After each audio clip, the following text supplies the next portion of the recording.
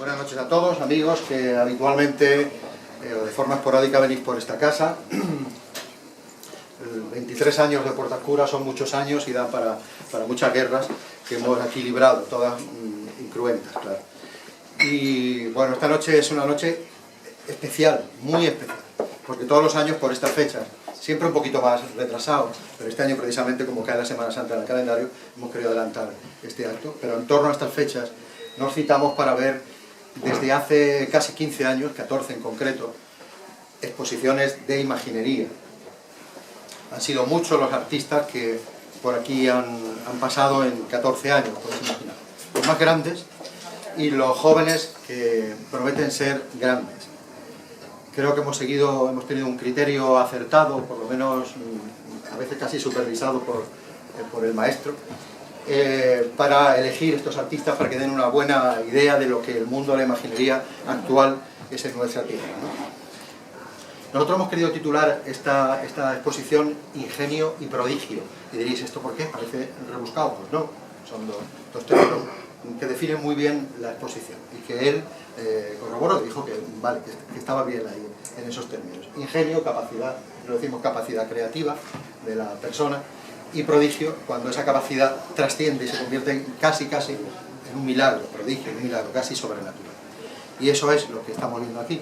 Tres obras, tres esculturas que trascienden y van más allá, incluso al final consiguen devoción.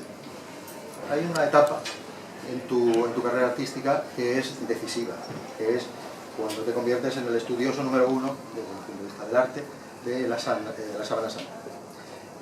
Hay un antes y un después, y por eso se marcan como tres épocas.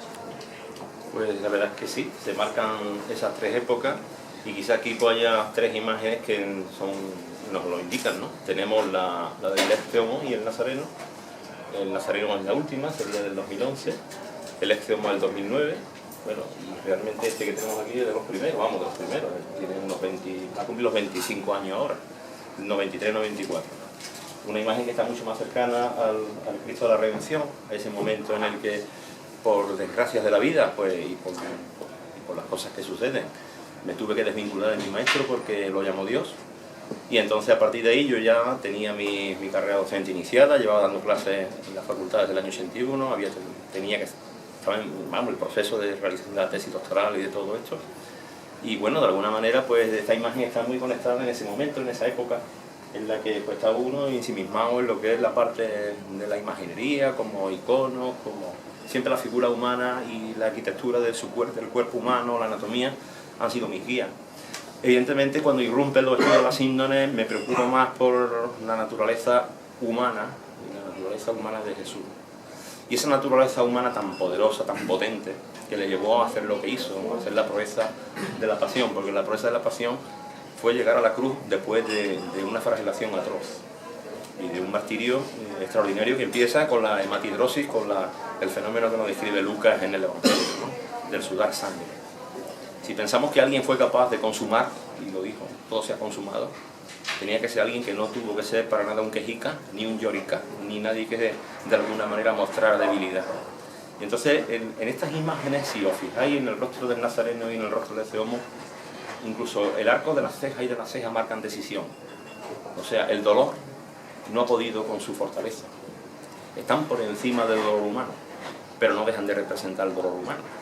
Pero dentro de esa capacidad, de esa fuerza y de esa nobleza que tenía el personaje, que yo lo veo en la Sábana Santa perfectamente reflejado.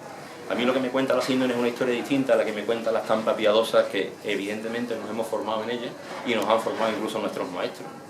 Y siempre le ponemos las cejitas de lástima y de penita, incluso cuando ve a lo mejor un Cristo entrando en Jerusalén y ya tiene las cejitas así, ¿no? Y lo vemos en una cena, en la Sagrada Cena, y también lo vemos con carita de pena. Y yo quería romper y quiero romper con este esquema, ¿no? Entonces claro que aquí hay un antes y un después. Y las cosas de la vida, de nuevo aquí. Fíjate, después de 13 años, justamente 13, el 13 siempre es un número que está marcando nuestra vida de una manera especial, en Ana y en mí, ¿no? Por muchas cosas.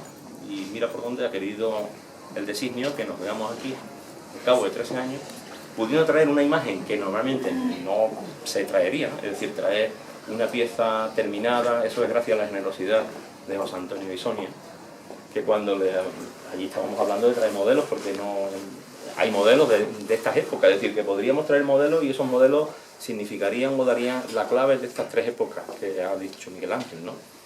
Pero sin embargo, pues fijaros las cosas que pasan, los designios del destino. Bueno, pues por lo que sea el Cristo no se lo habían llevado todavía, está el proceso de hacer cruz, de hacerle túnicas y todo lo demás, claro, como es lo propio y lo normal, y ellos han tenido la generosidad de que sea Málaga la que lo vea por primera vez de una manera oficial, presentarlo al mundo cofrade, y que mejor que en la capital, ¿no? Si es que las circunstancias, y en este lugar además, que no es una sala de exposición al uso, pero que tampoco es un sitio de copas al uso, evidentemente, claro que no lo es. Y gracias a Miguel Ángel y a José María, pues sabéis que, y los conocéis bien, y yo lo conozco bien, hemos hecho de Puerta Oscura y han hecho de Puerta Oscura un centro de encuentro cofrade, cultural, exquisito. Bueno, y aparte de eso también hay que realzar la habilidad de Rafael. A mí no me extraña absolutamente nada todo lo que veo. Cuando él interviene sabía que no teníamos ni túnica, y ahí tenéis un Jesús Nazareno vestido con una túnica magnífica que está hecha sobre el cuerpo, ahí directamente. Túnica inconsútil. Inconsútil, además, como de alguna manera dicen las escrituras, de alguna forma. Y eso, evidentemente, si vemos que está hecha ahí, pues ahí costura no hay ninguna.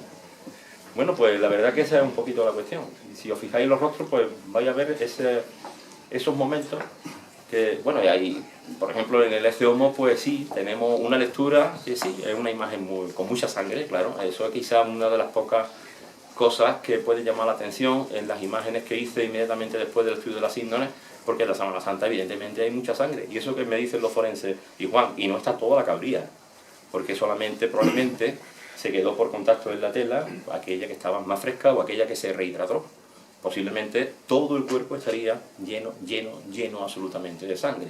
O sea que hay más. Y yo le decía ya al forense, pues yo estoy ya muertito, yo ya no puedo poner más heridas. Con los planos, con el mapeado que hicimos y todo eso.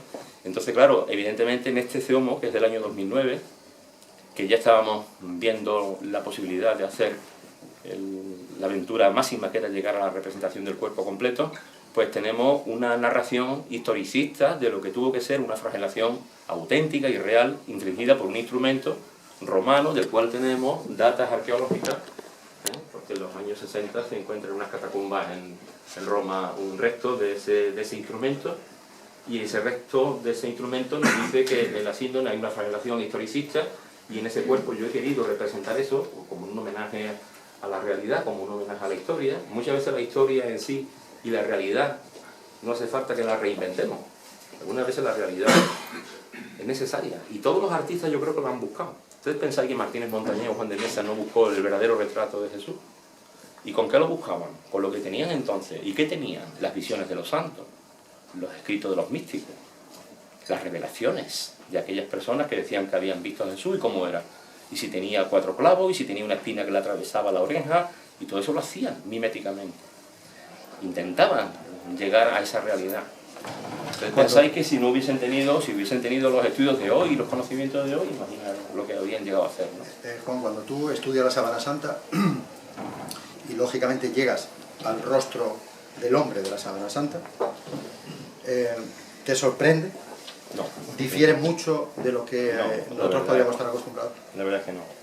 Si tiene razón el estudio iconográfico, que es una de las vertientes de la cual se puede estudiar la síndone como icono, es el origen de todos los iconos.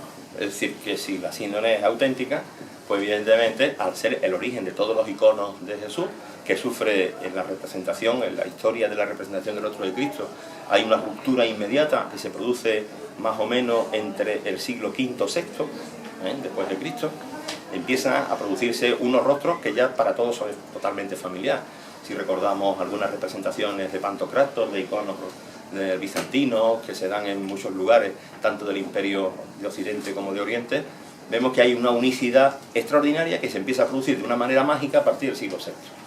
Luego ahí pasa algo. ¿Qué es lo que pasa en el siglo VI para que todos los artistas se pongan de acuerdo en hacer eso? En poner la barba sin bífida partida por la mitad, la raya, la nariz alargada, los ojos de búho, los pómulos salientes. ¿Qué es lo que sucede ahí? Lógicamente algo tuvo que suceder. Claro, no tenemos unos documentos directos, pero sí que tenemos pues por ejemplo, el hallazgo en Edesa, después de unas inundaciones, del famoso Mantilion, ¿eh? Una historia que está escrita en siriaco en el siglo IV después de Cristo, que nos dice que allí en Edesa se custodió durante muchos años, después de la muerte de Cristo, un retrato no hecho por mano humana, acherópita, que se dice en griego, y que estaba allí y que se consideraba que era el verdadero rostro de él. A partir de ahí, si desde ahí sale el rostro de Cristo, lógicamente cuando nosotros cogemos la síndrome para ver qué información nos da sobre una fisonomía, la fisonomía que nos sale cuadra perfectamente con la de siempre. Por eso yo digo que todos los Cristos que existen, de alguna manera, cuando están en este patrón, pues se parecen a la síndrome. Esa es la realidad. No difiere casi nada. O sea, bueno, difieren en algunos aspectos, ¿no? Por ejemplo, las lesiones no pues difieren muchísimo porque no hay información de medicina de base, de medicina legal, difiere en algunas cosas y después influyen las estéticas y los gustos de las escuelas. Las escuelas son las que marcan patrones. Por eso diferenciamos muy bien una obra de Mesa de una obra de Montañés, de una obra de Ocampo, de una obra de la escuela granadina, de una obra de la escuela levantina, y diferenciamos muy bien lo que se hace en el románico, lo que se hace en el gótico, lo que se hace en el Renacimiento. Pero aún así, si vemos un Cristo románico, pues seguimos viendo al Jesús de Nazaret de siempre. Y cuando nos enfrentamos a este personaje de la historia, porque además no nos debe de sorprender si es un personaje de la historia, pues todos lo reconocemos. Hace falta que pongamos abajo un pie de foto para decir este es Jesús. Yo recuerdo que cuando estaba haciendo el primer retrato, bueno, allí tenía que estar siempre explicando lo mismo, ¿no? Porque llegaban, ¿y este Cristo para dónde es? Que no es un Cristo, es el hombre de la síndrome. Pues Cristo, ya, sí, ¿qué le hago? Si cuando vemos una fotografía de la Sábana Santa, que la vemos ya, cuando nos lo ponen, claro, al fotografiarla, si no la positivamos, bueno, si la positivamos sale el positivo de verdad. Y entonces cuando vemos un rostro que no nos parece que sea un rostro extraño. Imaginaros lo contrario, que a lo mejor la síndrome tuviese un rostro que no se parece nada, o que no se hubiera parecido nada al retrato oficial de Cristo. Ahí habría entrado la cosa en una rompiente, habríamos dicho, Señor, aquí tenemos la huella de un crucificado que no es Jesús de Nazaret, según el arte. Y en este caso, pues de alguna manera todo el mundo quiere explicarlo, pues simplemente de la manera más sencilla. La síndrome es obra de un artista, claro. No nos puede extrañar porque ya los artistas, el que pintó la santa faz que hay en el monasterio de Santa Catalina, en el Sinaí, siglo V, que es una maravilla de rostro, pues era un artista, ¿no? Entonces la síndrome, ¿qué tiene que ser? Pues obra de un artista. El otro problema es intentarlo explicar científicamente esa imagen como producida por un procedimiento artístico o una técnica artística, que no tiene nada de pintura, ni de dibujo, ni de pigmento, ni de aglutinantes, ni de nada, ¿no? Bueno, esta es la gran realidad de esto, ¿no?